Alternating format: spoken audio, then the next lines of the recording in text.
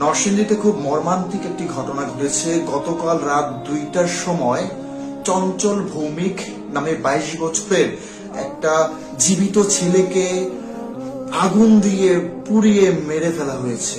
ঘটনাটা হলো নরসিংদী পুলিশ লাইন্সের ঠিক পাশে একটু দূরে এই জায়গার মসজিদ মার্কেট রয়েছে। সেই মসজিদ মার্কেটে একটি বাইকের দোকানে ছেলেটা দীর্ঘ 5 থেকে 6 বছর যাবত কাজ করত। গতকাল রাত আনুমানিক 2টার সময় 2 থেকে 3 জন যুবক প্রথমত ওই দোকানের সামনে যায়। ওই সময় কিন্তু চঞ্চল ভৌমিক কিন্তু ঘুমন্ত অবস্থায় ছিল।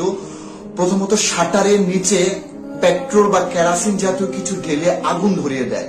তখন সেটার ভিতর ছেলেটা ঘুমন্ত অবস্থায়, যখন আগুনের লেলিহার শিখা তাকে স্পর্শ করা শুরু করে তখন সেটা হাউমাউ করে চিৎকার করতে শুরু করে। এবং যখন রাত্রি অনেক হয়ে গিয়েছে তখন আশেপাশের মানুষের সংখ্যাটা খুব কম ছিল।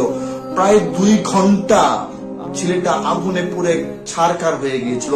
স্থানীয়দের ভাষ্য অনুযায়ী ছেলেটা সর্বশেষ বাঁচার জন্য দোকানের মধ্যে একটা শাটারের মতো ছিল, সেই জায়গায় গিয়ে মানে বক্সের মতো ছিল, সেই জায়গার মধ্যে গিয়ে তার মাথাটা ঢুকিয়েছিল যাতে করে তার শরীরটা পুড়ে গেলেও তার বেঁচে থাকে। কিন্তু সর্বশেষ ছেলেটা বাঁচেনি। এবং কতটা নির্মম যারা আগুন লাগিয়েছিল তারা ওই জায়গার মধ্যে দাঁড়িয়ে দাঁড়িয়ে অপেক্ষা করছিল। সবচেয়ে কষ্টদায়ক বিষয় হলো ছেলেটার বাবা নেই। ছেলেটার বাসা হলো কুমিল্লা।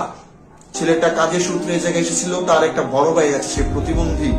একমাত্র সংসারটা এই চঞ্চল ভৌমিক নিজে উপার্জন করে চালিয়েছে। কতটা নির্মম ভাবে, কতটা নির্দয় ভাবে ছেলেটাকে পুড়িয়ে মারা হয়েছিল। আমি যখন দৃশ্যটা মানে যেটা তার মৃতদেহটা দেখছিলাম, যে দৃশ্যটা দেখছিলাম, আমার নিজের ভিতরটাই মানে হাহা করে উঠছিল।